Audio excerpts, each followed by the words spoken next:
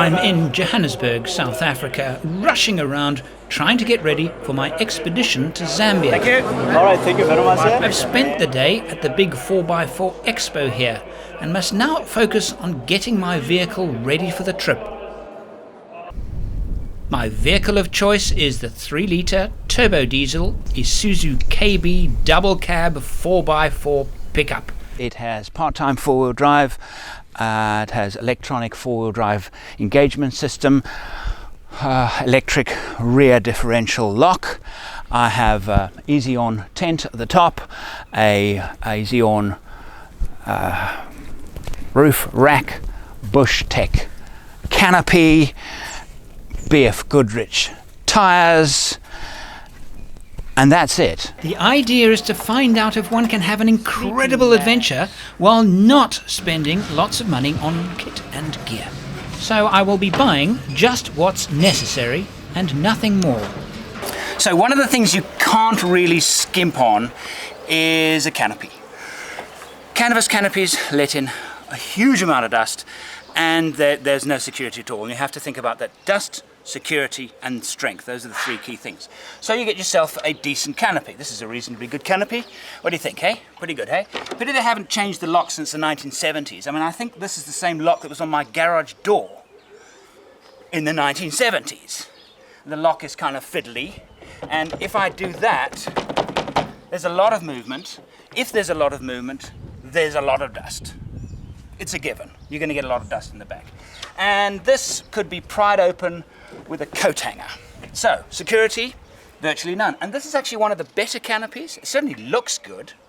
So if I open it, and it's got a decent dust seal all the way around, so they are thinking about dust, but there's a huge gap underneath here. So no matter what you do, dust is going to fill this cab, and there is nothing you can do about it.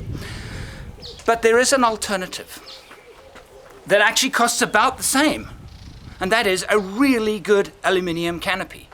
I mean, I just don't understand for the life of me why people buy this kind of canopy. I just can't figure it out, because it's like 5% more in cost.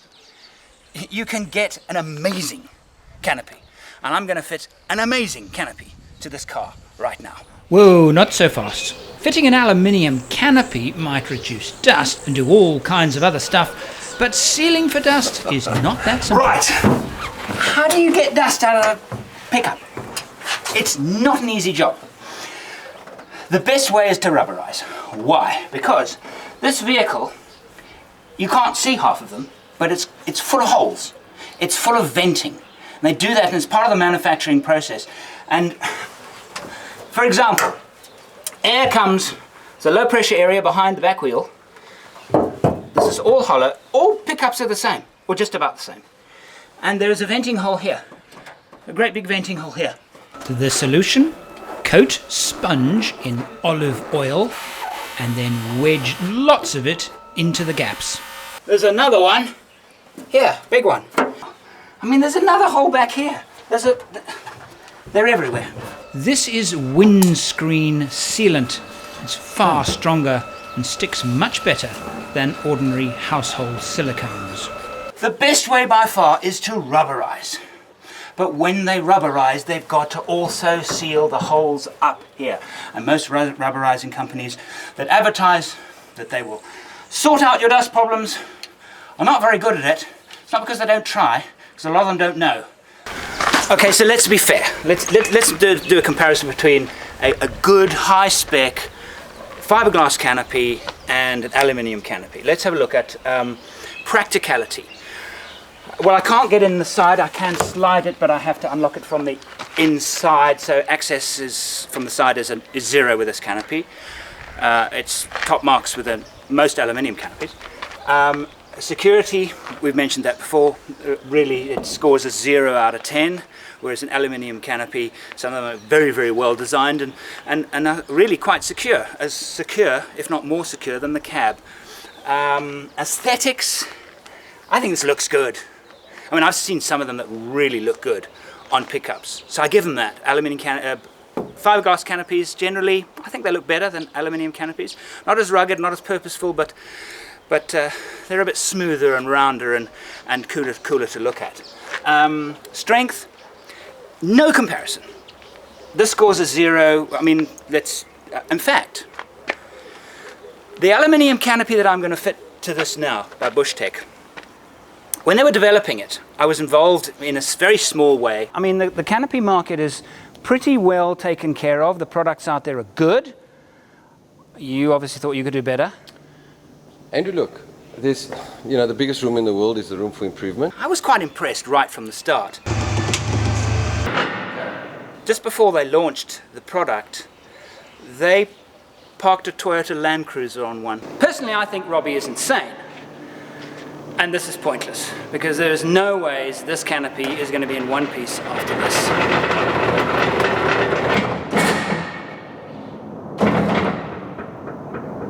That's going to be your final test. Well, 500 kilos plus on each corner. Per corner. Per corner. Yeah. Is ridiculous, actually. I mean, it is. There is no ways that a vehicle that is. But 2.3 tons, just, do you know what I'm saying? Let's just say, well, there. I mean, 2.3 tons sitting on top here. That's killed that argument as far as overloading is concerned. Strength, it's a given. Practicality, again. This scores a big fat 0 because it's just not designed to be versatile. All it's designed to do is to cover up stuff in the back and stop it getting wet. And in very, very heavy rain, it's not even that good at keeping it dry. Oh, Robbie! Yeah. I got an idea. Maybe I'm being a bit unfair on these things. I'm sorry, it's just the way I feel. I just don't understand why people are still buying them, using them. Maybe it's just looks, and maybe that's enough. That's okay. So, on goes my BushTech canopy. Robbie offered some conveniences like a kitchen unit and sliders for my ammo boxes. And the great part is, these are all modular. They take literally minutes to fit and take off again. I'm visiting Ezi-Awn. Ezi-Awn is a Johannesburg company and definitely one of the pioneers in the 4x4 equipment industry. Not only in South Africa, but in fact in the world. They started off making awnings and then became almost famous for rooftop tents. In fact, even today, their tent is the one by which all others are measured. And now they build roof racks and other accessories. The roof rack has only been on the market for 4 years, but these guys are the stalwarts of the industry. This is really proof that not all roof racks are the same, and it's actually not that easy to build a roof rack that can take the punishment of Africa, Australia, Asia, outback travel. 2 years of learning from several prototypes. Early ones were fitted to the Expedition 7 vehicles that were 4 Land Cruisers that traveled on all 7 continents on Earth. And this is the production model that I'm going to fit onto the Isuzu, and it's going to be carrying a table and of course one of Ezi-Awn's rooftop tents. Trying to keep this simple has been quite tough actually, because there are certain things that you just have to do. For example, I want to carry a fridge. You don't have to carry a fridge, but any very heavy object in the back of the vehicle has to be tied down. For example, large gas bottles. Not taking a large gas bottle. I am taking water bottles. I am taking a fuel can, and of course the fridge. They've got to be tied down. Well, most pickups, the tie-down rails are really pointless. I mean, the places where you can tie things on, there are one down, they're really just not sufficient. So what do? You have to do something about that, and that's quite a challenge for pickups. Some station wagons have good tie-down rings, others have none at all. So you've got to do something about that. So I've got my fridge, which will go here. I've got my ammo boxes. I will have a total of 3. I'm carrying 2 autograph ammo boxes and 1 traditional wolf pack. We shall be doing some comparisons between the 2 types of containers on the trip. I've got a kitchen unit here, which I have really just kind of not really packed very much in it, but it is just for convenience. And this is a particularly simple modular unit. You can take it out and put it in very, very easily, which is a nice thing. I've got sliders here for the ammo boxes. I can slide them. They're tied down now, but I can, once they're loosened, I can just slide them and take them out. So I have gone a certain distance in terms of creating accessibility, mainly because I'm spoilt. So I wanted some ease of accessibility, but none of this is absolutely necessary. But of course, as we mentioned, the canopy is tying down stuff in the back is. These are things that are unavoidable. And finally, I'm going to change the tires. In this very, very busy environment, I decided to change the tires. Not that the standard tires with the Isuzu are bad tires. They're Wrangler, Goodyear Wranglers. It's not a bad tire at all. But, you know, I think like most four-wheel drivers, I have confidence when I have the right tires. Gives me confidence, particularly if I'm driving with a tire that I know very, very well. It's just confidence building. But this is a little bit different.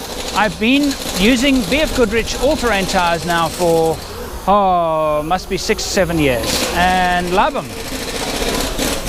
But it's quite an old design. It's been around a long, long time. A very tried and tested design. And their competitors are actually making some tires that are actually a little bit better performance-wise on the road. I've yet to find a tire that is better in the rough, gravel roads, heavy loads, high temperatures than the BF Goodrich. But on road, they're good, but they're not great. They're not as good as some of the competitors. However, what I've got here is the new KO2. It's the new model BF Goodrich. They've just been released onto the market here in South Africa. I'm gonna try them out. So I have lots of confidence in them, but I probably don't have quite as much confidence as I would do if I had my old trusted, the old model BF for this trip to Zambia. So now this is the acid test. Okay, they're using a torque wrench. You must use a torque wrench. However, sometimes in the bush you can't use a torque wrench. So this guy's here. It's set at 130 Newton meters, which is maximum for this vehicle. I wouldn't set it any more. And the trouble is that something like this is absolutely fine for undoing a wheel nut, because you can jump on it, but is absolutely not good for doing up a wheel nut. You will get easily over 110 Newton meters, 2 hands on that. And generally what happens is you're in the bush and you ask somebody to repair your tire for you, and then they fit the tire. Often they won't be educated and they will over tighten your wheel nuts. A power bar for loosening wheel nuts is absolutely fine. For doing them up is absolutely not fine. You should do it yourself. And you use, like the T-bar, something that length, and you give it a good whack. Whoop! And that's enough. That you've managed to get between 110 and 130 Newton meters with your arms. So easy to have your wheel nuts over tightened in the bush. So do it yourself and prevent a whole lot of problems in the future where it's been over tightened and you've stripped the thread, you lose a wheel stud and you can't get the wheel off. You do it yourself, you'll never have that problem.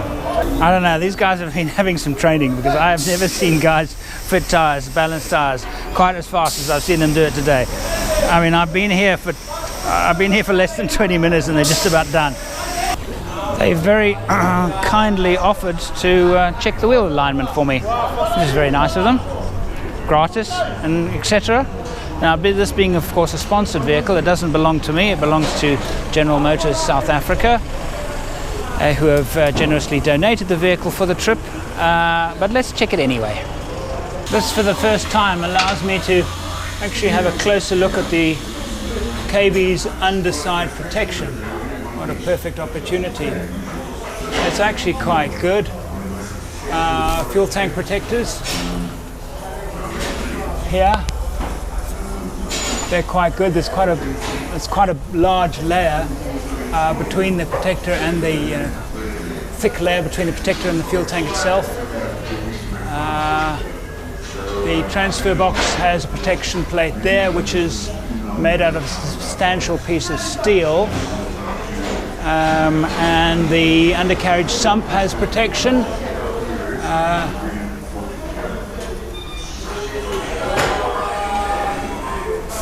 This is a fairly substantial piece of protective plate under here. Actually quite impressive. So I'm quite confident that if I accidentally smack anything, I'll be okay. I'm used to, of course, driving vehicles with far more clearance than this. So I better just not make too many mistakes. But I'm not sure what Zambia is going to be like in terms of how rough the roads are going to be. I'm expecting very long stretches of very rough gravel and some off-road bits and pieces near the riverbeds and things like that. But I'm not expecting it to be too arduous. Welcome to the first of our series of videos on our Zambia trip 2015. My daughter Kate is traveling with me. She was with me last year, if you remember, when I was doing my final Africa trip in my great green Land Cruiser. Hi. Day one, we're in Botswana. We decided to go through Botswana and not Zimbabwe because of all of the hassles in Zimbabwe. And at the moment we are in wonderful Botswana, driving north from the town of Nata, which is in the middle of the country, and heading to Kasane. So we're going to wild camp tonight, and this particular road is one of those few roads left in Africa where you can actually find wild animals roaming freely.